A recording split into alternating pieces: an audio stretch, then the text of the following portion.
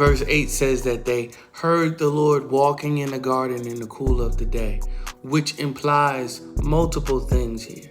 Let me get my joke out the way first. Number one, it implies that God knows that it be hot. But it also implies that they had a relationship with the Lord.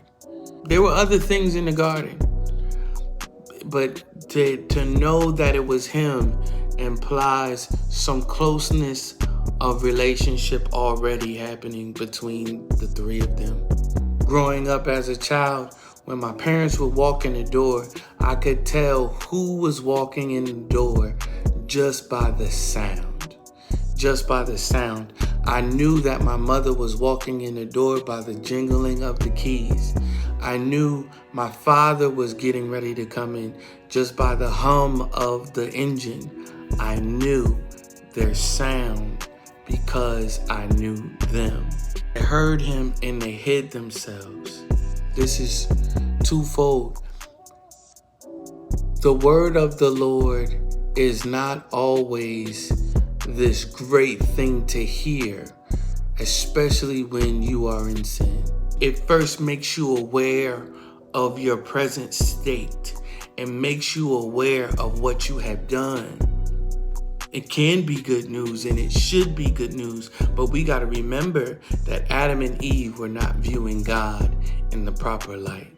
They were deceived by the serpent to believe that God did not have their best interests at heart. So, what do? You run. I heard it said this way recently. The sin didn't keep God from them. In fact, he went looking for them. Amen. It kept them from him. God called out to Adam and asked him, "Where are you?" Now, it's not to imply at all that God didn't know where Adam was. He knew exactly where Adam was. Adam, you are far off from me. I know exactly where you are, but I'm still seeking you. I'm still loving you, and I'm still intentional about you.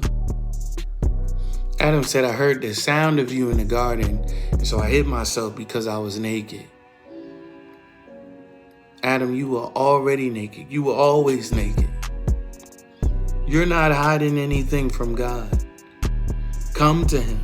I ask you today, if you are hearing the voice of the Lord, the sound of the Lord, I ask you to not harden your heart. Seek him while he may be found.